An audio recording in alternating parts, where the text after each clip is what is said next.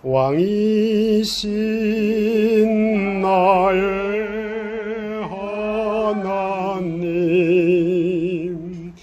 내가 주를 높이고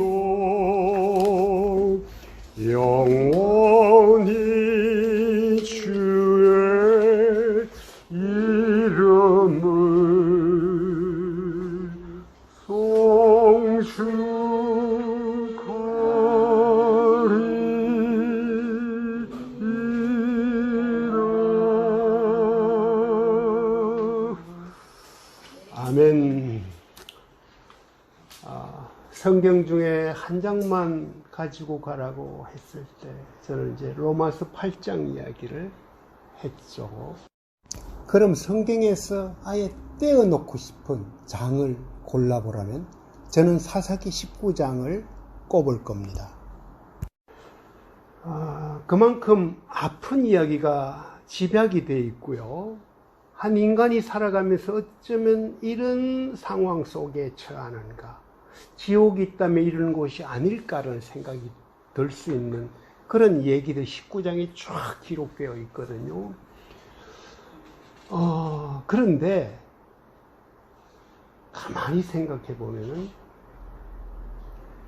사사기 19장에서 로마서 8장을 볼 때 저는 그것을 하나님의 믿음이고 그리스도 안에 있는 비밀이라고 그렇게 생각을 하게 됐어요. 왜냐하면 사사기 19장 1절은 어떻게 시작하는가 하면 그 당시에 이스라엘에는 왕이 없었습니다. 이렇게 시작돼서 이제 비참한 얘기들이 쫙 전개되거든요.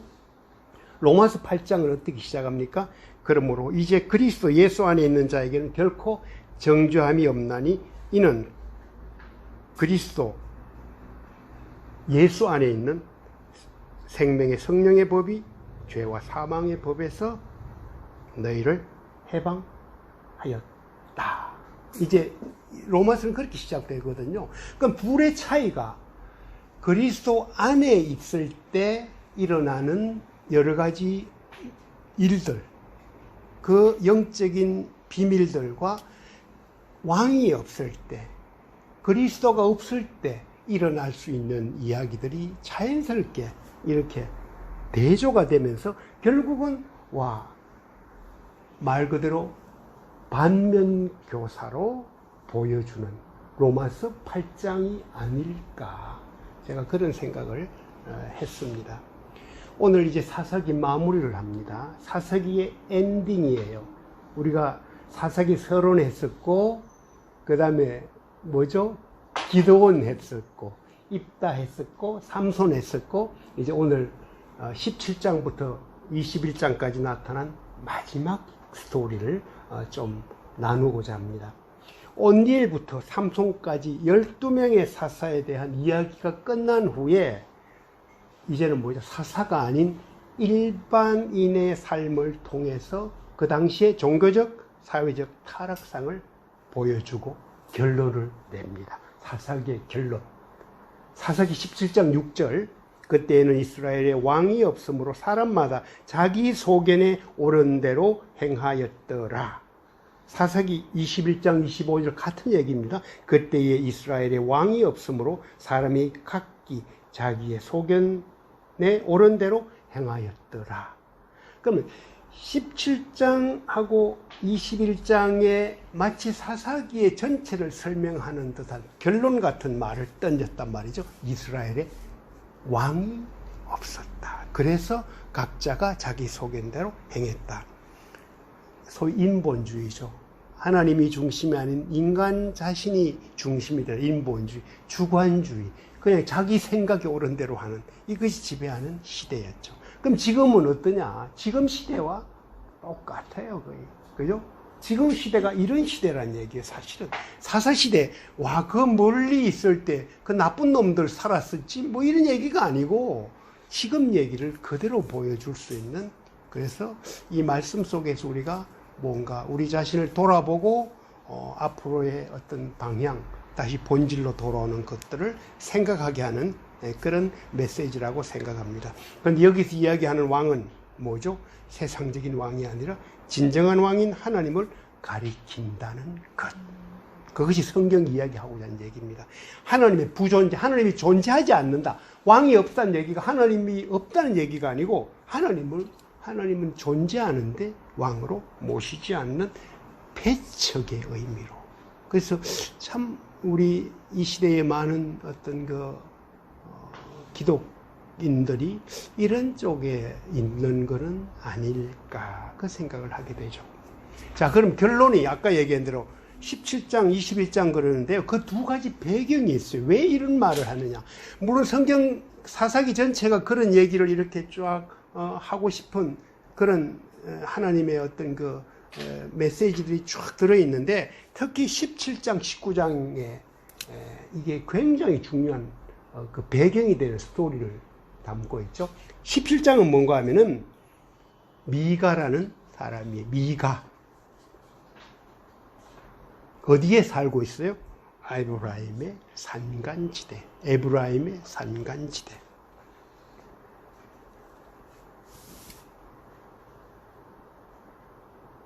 미가는 17장 이렇게 다시 한번 보시면은 어머니의 은을 훔칩니다. 그죠? 우리 아들들 중에서도 뭐 이런 엄마 거 훔쳐갈 가능성 많잖아. 그죠? 은 1100세계를 훔쳐가요. 그런데 훔쳤는데 어머니가 그 일 때문에 저주하는 소리를 듣고 어느 놈이 훔쳐갔는지 막 저주를 합니다. 그걸 듣고 아들이 뜨끔해요. 그래서 엄마 여기서 돌려주는 거예요. 저주하는 엄마가 겁이 났단 말이죠. 근데 미가의 엄마의 반응이 어땠습니까? 내 아들아, 내가 여호와께 복을 받을 것이다. 그게 얼마나 애가 그래도 자기 잘못을 뉘우치고 그렇게 내놓으니까 이렇게 축복하는 엄마의 모습, 이까지는 좋아요. 그죠? 이까지 좋습니다. 그러나 여기부터 이제 일반적으로 그 당시 사회에서의 어머니가 어떤 어머니였나, 특히 하나님을 믿는다고 말하는 엄마들, 그죠? 아들을 축복하고 은 200세계를 은세공업자에게 주어서 신상을 만들게 합니다. 신상을 만들어요. 하나님께서 멀어지면 멀어질수록 보이는 신상을 만들기 시작합니다. 그래서 그리고 뭐해? 그건 미가의 집에, 아들의 집에 이 두 개 합니다. 미가는 자기의 신당을 가지고 있었어요. 그리고 에봇과 드라빔을 만들었고 자기 아들을 제사장으로 삼습니다.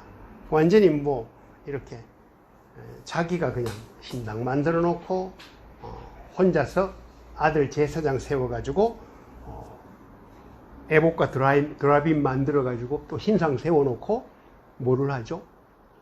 자기 딴에는 하나님을 섬긴다고 그러는데 그게 우상을 섬기는 그런 자리로 들어간 거죠.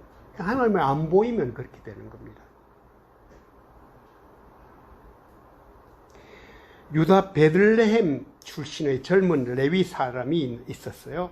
이 살 곳을 찾아서 돌아다니 누구 집에 옵니까? 미가의 집에 옵니다. 베들레헴 출신의 젊은 레위 사람. 그런데 미가는 그 보고 나서 그에게 대가 지불하겠다. 해마다 은 10세겔 주고 옷 한 벌 주고 양식을 주겠다. 약속하고 아버지가 되고 제사장이 되어달라고 합니다. 누구한테요? 이 젊은 레위 사람한테. 그랬더니 청년은 그것을 수락합니다. 미가가 여기서 뭐죠? 기복적인 신앙과 영적인 혼미 상태에 빠진 게 바로 미가의 말에서 나옵니다. 레위 사람이 내 제사장이 됐으니 이제 여호와께서 내게 잘해 주실 것이다. 17장에 나타난 미가의 모습입니다. 레위 사람이 내 제사장이 되었으니 이제 여호와께서 내게 잘해 주실 것이다. 진정한 제사장의 의미도 모르고요. 진정한 왕도 없고. 그죠? 제가 사사기 서론에서 한번 다룬 내용입니다. 왕 같은 제사장이 필요한데 전부 가짜 왕, 아예 왕이 없는 상태로 그렇게 그 신상을 세웠다는 그 얘기가 진정한 왕을 모른다는 얘기죠. 물론 여기서 정치적 왕을 1차적으로 얘기했습니다만 그게 아니고 진정한 왕이 없었고 제사장, 진짜 진정한 제사장이 아니라 그냥 한 젊은 사람이 레위인이라는 이유만으로 제사장을 세웠다는 얘기입니다. 나중에 이 제사장은 또 다른 곳에, 그죠? 단 지파에서 그룹으로 와가지고, 야, 우리 민족에 뭐 제사장이 되어달라 덥석 또 그쪽으로 따라갑니다. 미가는 그거 쫓아가다가 막 협박하고 막 죽을래 그러니까 돌아와 버리고. 이런 일들이 그 뒤에 얘기예요. 자, 우리 지난번에 왕 같은 제사장의 정체성에 대해서 한번 얘기를 했잖아요. 그 사사기의 사사는 총 12지파 중에서 8개 지파에서 사사가 배출되었고, 최대 지파였던 유다와 요셉 지파가 7명입니다. 그러니까 유다 지파 3, 에브라임 2, 므낫세 2. 에브라임과 므낫세가 요셉 지파니까요. 그러나 사무엘 상에서의 사사는 뭐예요? 레위 지파입니다. 엘리 제사장 레위 지파입니다. 사무엘 레위 지파입니다. 왕 같은 제사장의 의미가 중요하다는 것을 어렴풋이 보여준다는 얘기죠.別전 2장 9절 보면은 너는 택한 족속이요 왕 같은 제사장이다 얘기를 하고 있잖아요. 베드로가 우리에게 이제 이런 자리까지 이렇게 옵니다. 그죠? 너가 하나님의 성전인 것과 또 하나 뭐죠? 너는 왕 같은 제사장이다. 이것이 신약 시대의 그리스도인들에게 주어진 중요한 하나의 정체성이죠. 창세기 14장 18절 20절을 보면 멜기세덱 왕, 그 왕은 제사장을 겸했어요. 그래, 그런 왕 같은 제사장. 그것이 누구를 상징하느냐? 예수 그리스도를 상징한다고 지난번에 한번 이야기를 했죠. 그래, 우리 모두가 왕 같은 제사장이라 선포하시는 하나님. 그래, 그리스도 안에 있는 자의 정체성입니다. 이게 택한 족속이라는 말에 이미 내가 주가 아니라 나의 왕은 하나님이다. 나는 택한 족속이다. 그리고 왕 같은 제사장이다. 이게 베드로를 통해서 우리에게 준 중요한 정체성이죠. 자, 그 다음에 이제 오늘 본문입니다. 19장의 레위 사람, 이것도 지역이 어딥니까? 에브라임 산간지대 똑같아요. 근데 여기 뭐예요? 외딴 곳이에요. 그러니까 에브라임의 원래는 실로에 뭐죠? 거기 법궤가 있었고 성전이 거기 있었거든요. 그 여호수아의 정복 과정에서 이 뭡니까? 예루살렘도 차지하지 못해요. 여기서. 그러니까 성전은 저기 법궤는 그때 실로에 가 있었단 말이에요. 그런데 처음에 미가 미가 이 사람 얘기 살던 데는 뭔가 하면은 에브라임 산간지대고요. 오늘 얘기는 뭐예요? 에브라임 산간지대의 외딴 곳이죠. 점점 더 멀어지는 곳이야. 이게 하나님으로부터 점점 더 멀어졌을 때의 얘기들을 이렇게 상징하는 게 아닌가 이런 생각을 합니다. 여러분 그 국어 시간 고등학교 국어책에 나오는 윤사월 박목월의 시 생각나죠? 안 나요? 그게 국어책에 나왔던 것 같은데 저는 다 외우고 있어요. 박목월의 윤사월 송화가루 날리는 외딴 봉우리 윤사월 해 길다 꾀꼬리 울면 산지기 외딴 집 눈먼 처녀사 문설주에 귀대이고 엿듣고 있다 이거예요. 이게 윤사월이면 이제 5월, 6월 이렇게 좀 고등학교 때 같아요. 고등학교 때 같아요. 그럼 당연히 외워야죠. 그 정도는. 그런데 중요한 건 뭐 제가 이 얘기를 왜 하는가 하면요. 여기도 외딴 봉우리야. 이 산지기의 딸로 이렇게 눈먼 소녀가 있어. 눈먼 처녀. 그 얼마나 외로운 곳이에요. 얼마나 참 이 계절의 아름다운 어떤 그 참 여름으로 초여름으로 쫙 넘어가는 그 풍경들이 얼마나 보고 싶었겠어요. 근데 꾀꼬리가 우네. 이 여자는 그냥 문설주에 귀대고 그냥 엿듣고 있어. 그냥 꾀꼬리 소리만 들었을까? 아니지. 꾀꼬리 소리 외에 뭔가 다른 소리를 듣고 싶은 거라. 그 귀를 기울이는 한 여인이에요. 얼마나, 그런데요, 이 여인에게 뭔가 하면은, 눈먼 여인에게 어떤 애틋한 그리움도 있고요. 이 여자를 볼 때 참 사랑하고 싶다. 어떻게 품어줄까? 이런 마음이 드는 여자란 말이야. 그죠? 간 여인을 생각을 해보세요. 눈은 멀고, 외딴 곳에 살고, 그런데 계절은 바뀌어도 이 여자가 뭐 자기 남자친구가 있는 것도 아니고, 고독하죠. 아버지가 있었겠지.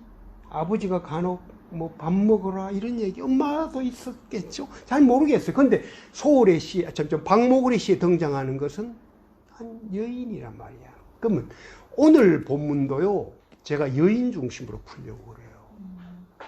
근데 오늘 여인은 말이죠, 진짜 슬픈 얘기예요.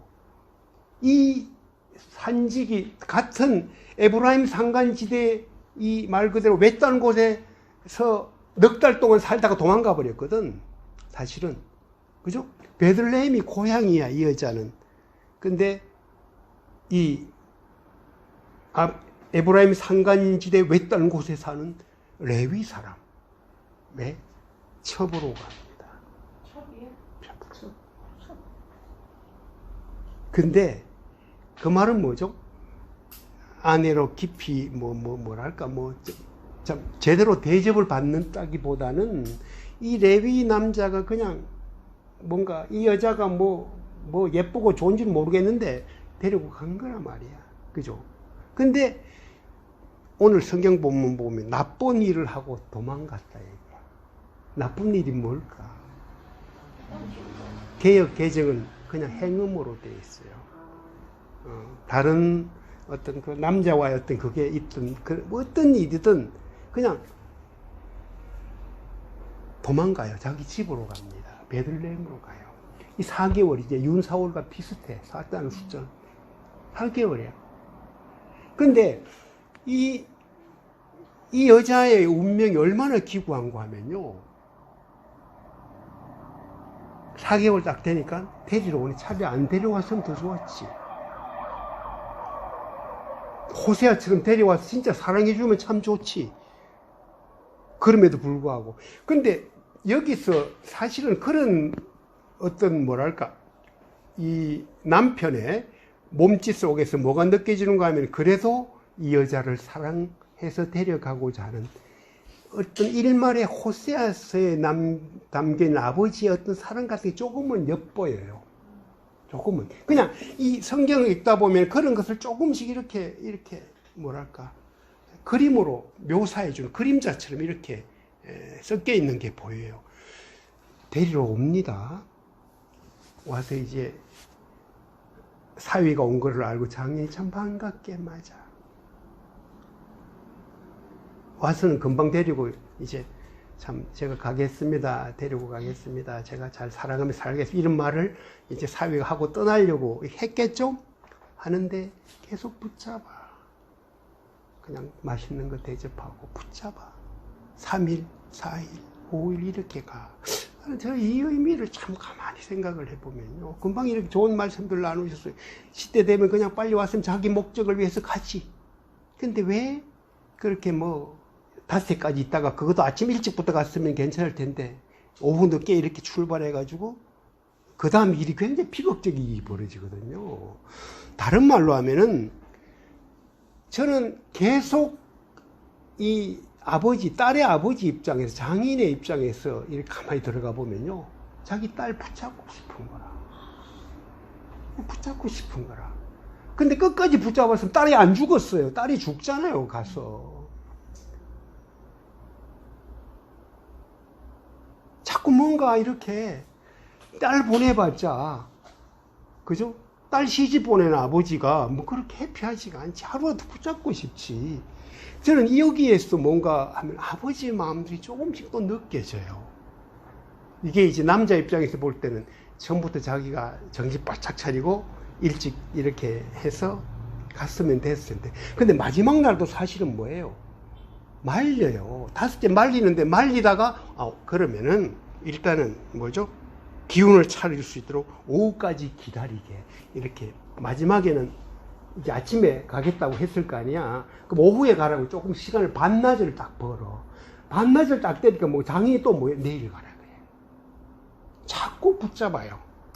그 내일 가라 그럴 때 이 사위는 뭔가 하면 그때는 가겠다고 이제 막 고집부려서 나갔단 말이야. 저는 그 돌아가는 딸을 바라보는 아버지의 마음 계속 붙잡았잖아요. 이거 지금 우리 아이들이, 자녀들이 이렇게 왔을 때, 또는 추석이나 설날 갔을 때, 잠깐 왔다 떠나는 거 붙잡고 싶은 마음이 있잖아요. 그 비슷한 마음이 저는 있었다고 봐요. 빨리 보내고 싶지 않을까요? 빨리 요새 그러니까 그나마 이거지. 빨리 보내고 싶지 않고 붙잡고 싶어 하는 마음. 전 여기서 굉장히 중요한 하나의 복선이 깔려 있다고 봐요. 그래서 그 다음에 어떤 일이 벌어집니까? 가요가 해질 무렵이 됐네. 가다 보니까 좀 늦게 갔죠. 여부서 족속이 차지하고 여부서에 도착하면 그게 뭐 예루살렘이에요. 응? 베들레헴에서 예루살렘으로 이렇게 왔단 말이야. 왔는데 그 종이 같이 갔거든. 여기서 머물고 가자고, 날도 어두웠으니까. 근데 이 주인이 하는 말이 말이죠. 뭐예요? 그곳에 머물 수 없다. 왜? 여부스 족속이 여기를 차지하고 있지 않느냐. 이방이 차지하고 있단 말이에요. 실제 예루살렘은 언제 회복되는가 하면요, 다윗이 왕이 되어서 있어요. 이렇게 정복합니다. 굉장히 오랜 뒤의 얘기예요. 그럼 이때는 뭐죠? 예루살렘이 여부스의 어떤 그 지배 속에 거기 차지하고 있기 때문에 거기 가고 싶지 않아. 여부스 족속들 보고 싶지 않아. 왜 남았죠? 못 몰아냈으니까, 여호수아 전쟁 때. 그래서 남아있는 지역이에요. 근데 거기서 차라리 자고 갔으면은, 이 뒤로 복귀를 하면요, 이게 하나하나가 다 마음에 걸려. 요새 우리가 어떤 나오는 여러 사건들 있잖아요. 차라리 그때 이랬으면 얘기도 자꾸 여기서 기가 막히게 일어나요. 그때 이 남편이 하는 말이 기가 막힙니다. 기브아나 라마로 가자. 좀 떨어졌지만 여기 있지 말고, 기브아가 어딘가 하면 사울의 고향입니다. 사울 왕. 라마는 사무엘의 고향이에요. 사실은 진정한 왕과 제사장의 의미를 어렴풋이 여기에도 하나님이 그냥 암시를 하고 있는 것 같아. 그리고 가자고 해. 그런데 진정한 왕과 제사장은 그렇게 오는 게 아니거든요. 자, 베냐민 땅 기브아에 갑니다. 갔더니 오늘 마지막 절 있죠? 자기 집에서 하룻밤을 재워줄 사람은 아무도 없었습니다. 이 광장에 앉아 있었는데 그냥 아무도 없었지. 나그네를 대접하, 나그네인 줄 알 텐데 보고 그렇게 나오는 사람이 아무도 없었다는 얘기예요. 그런데 이제 내일 자 큐티로 넘어가면 누가 등장합니까? 한 노인이 나타나. 그죠? 이 노인의 출신이 어디고 똑같이 에브라임 산간지대야. 같은 데서 살던 노인이 이제 나중에 어디로 왔어요? 기브아로 와서 살고 있는 사람이라. 보니까 이제 말 그대로 어디 가는 길이요? 노인이 물으니까 어디서 왔어? 그러니까 에브라임 산간지대 외딴 곳으로 가는 길입니다. 이게 이 말을 한단 말이야. 그죠? 이제 통하지. 그죠? 그래서 이 노인이 우리 집에 와서 자라고 그래.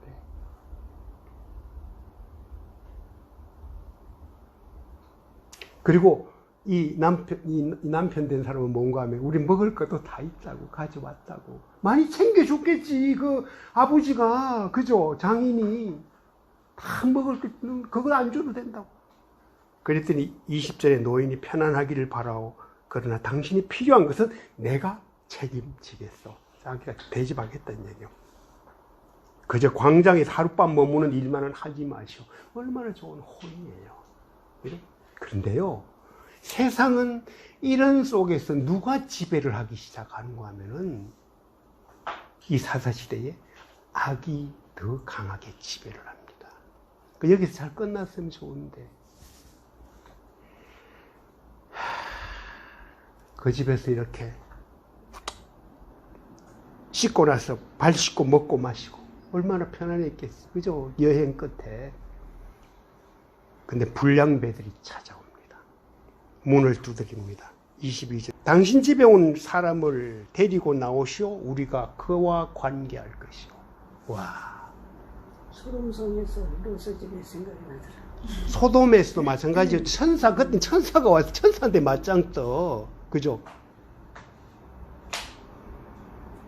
그랬더니 그 집주인이 바깥으로 나가서 말합니다. 내 형제들이여 제발 악한 일을 저지르지 마시오. 왜냐하면 이 사람은 우리 집에 온 손님이요. 이런 수치스러운 짓을 하지 마시오. 그럽니다. 그리고 24절 보시오. 여기 내 처녀딸이 있고 그의 첩이 있어. 내가 이제 그들을 데리고 나가겠소. 그들을 데리고 당신들이 보기에 좋을 대로 하시오. 그러나 이 사람에게만은 이런 수치스러운 짓을 하지 마시오. 여자 보면 이게 막 피가 거꾸로 솟는 구절이죠, 이게. 여자들이 이걸 봤다 생각하세요. 무슨 말이야, 남자, 를 위해서 여자를 그렇게 희생으로 자기 딸까지 내놔? 그죠? 이게 이 시대상이에요. 그럼 그 당시 지중해라든지 거기 뭐죠? 건동지방에서 어떤 일들이 벌어진 거 하면요. 우리 잘 생각하셔야 돼요. 이걸 그렇게 쉽게 동성애로 생각하면 안 돼요. 그냥 동성애로 우리가 쉽게 생각하잖아요. 형태로는 그렇게 맞아 보이는데 뭔가 하면요. 이거는 남성 강간이에요. 동성애가 아니에요. 동성애는 뭔가 하면은 서로에게 끌려서 왜? 딸과 여자로 대리할 수 없지, 동성애자들에게는. 그죠? 딸 내준다고 했을 때, 아, 그래, 그럼 됐다 그러겠어요?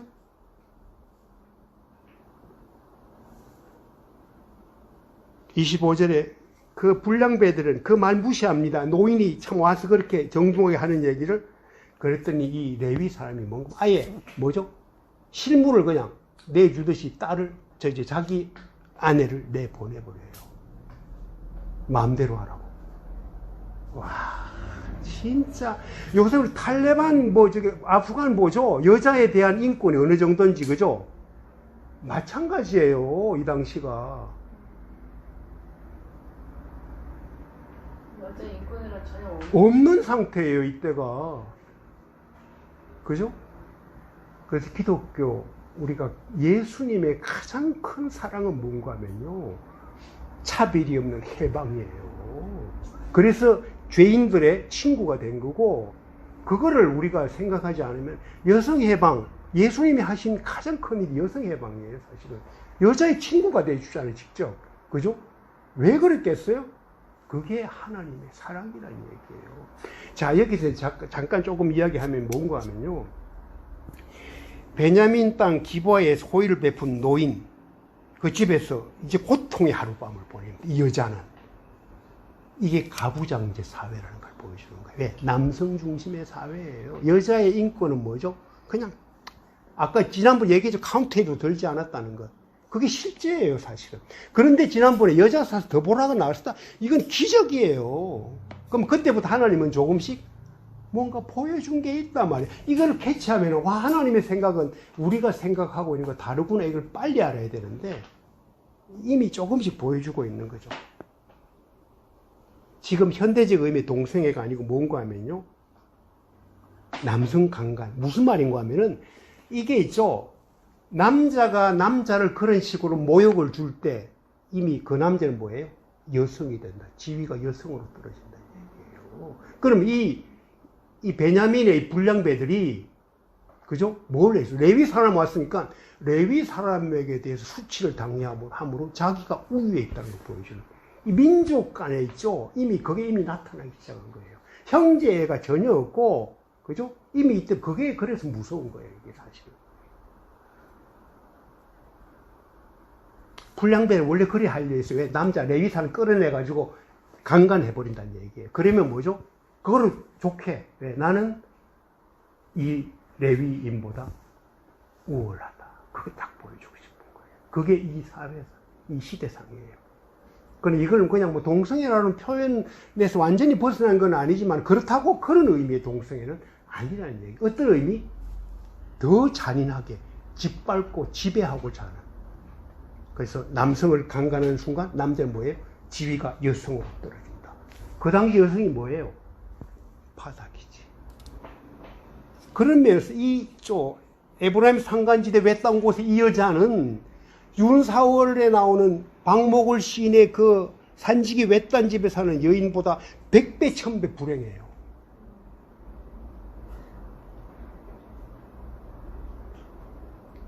이 불량배들 의도가 실패하자 불량배들은 뭐해요?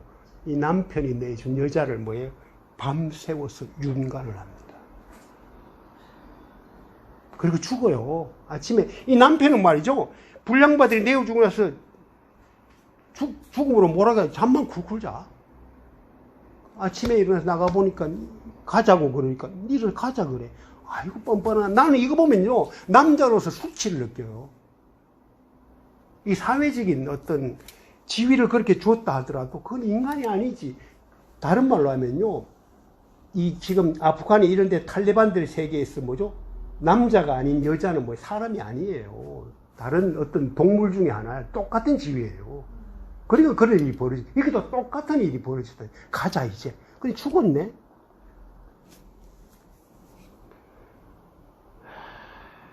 그러고 나서 이 남자도 보통 남자는 아니야. 여자를 12토막을 내요. 죽은 시체로. 그래가지고 뭐예요? 지파마다 뿌려. 이런 일이 일어났다. 내 원한을 갚아달라. 왜 동족 간에 어떻게 이런 일이 일어날 수 있느냐. 그러니까 이 남성을 통해서 뭔가 하나님은 말씀해 주고자 하는 게 있어요. 그죠? 동족 상잔의 비극으로 가서는 안 된다. 너희들은 한 형제다. 교회가 하나다. 머리가 뭐죠? 눈이 코 보고 너 쓸데없이 안 한다는 그 얘기가 있죠. 사실은 이 속에서 이미 그렇게 돼야 되는데 사체를 12토막 내는 이 남자나 그걸 받아보고 야 어떻게 이런 일이 벌어질 수 있느냐. 오늘날까지 이런 일은 없었고 본 적도 없었다. 뭐 그 후로도 거의 없는 얘기겠지. 그러면서 뭐죠? 원래는 이 불량배 하나를 처분하려고 누가 그랬느냐? 근데요, 이 베냐민이 불량배 편을 들어요. 이상하죠?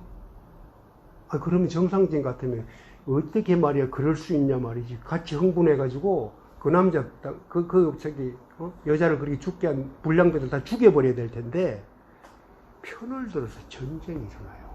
그게 뭐예요? 바로 그거라. 단순히 어떤 이미 그때부터 있죠. 베냐민이 레위를 먼저 이렇게 수치를 주고자 하는 우월감 이걸 갖고자 했어요. 결과가 어떻게 됩니까? 다른 연합군이 베냐민을 거의 몰살시켜요.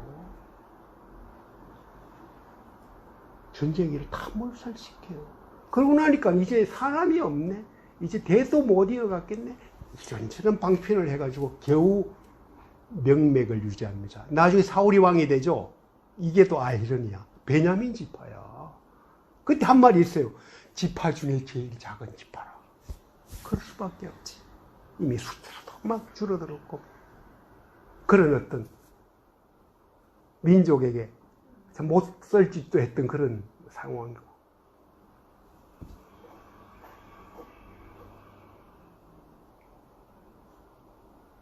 그런데 하나님은 사무엘을 보내서 사울의 말대로 가장 작은 베냐민 지파에서 뭐죠? 왕이 나오게 합니다. 그래서 사울 왕이 세워져. 여기도 하나님이 뭔가 어떻게 하나님은 이럴 수가 있을까? 그게 뭐예요? 계속 이어지는 상황 속에 있어도 뭐죠? 하나님의 사랑을 끊을 자는 없다. 이걸 자꾸 보여주고 싶어요. 나는 너를 끝까지 사랑한다. 이스라엘 왕이 그렇게 허락이 됐습니다. 그렇게 왕이 없던 시대, 그렇게 혼탁하던 시대, 정치적인 왕은 그렇게 일단 허용이 돼요. 그럼 거기서 무엇을 이야기하고 싶어요? 그게 끝이 아니지. 사무엘 상하가 끝이 아니고, 그죠? 왕정 시대가 끝이 아니지. 그죠? 열왕기 상하, 역대 상하가 끝이 아니죠. 그죠? 그 다음에 이사야 선지자, 바벨론 포로, 이것도 끝이 아니지. 그런 모든 과정을 통해서, 뭐죠?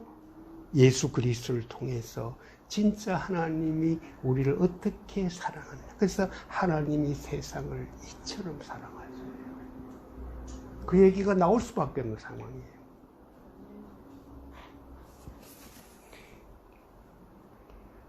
하나님은 성경을 통해서 이스라엘의 진정한 왕은 하나님이심을 계속 말씀하셨고요. 그 말씀의 절정, 사랑의 절정에서 독생자를 보내셨다. 그래서 이 사사기 19장 진짜 이 끔찍한 얘기 이 속에서요. 로마서 8장 얘기를 통해서 누구든지 그리스도 안에 있으면 정죄함이 없다. 이것으로 덮기 위해서 하나님은 긴 역사 속에서 역사하고 계셨음을 알게 됩니다.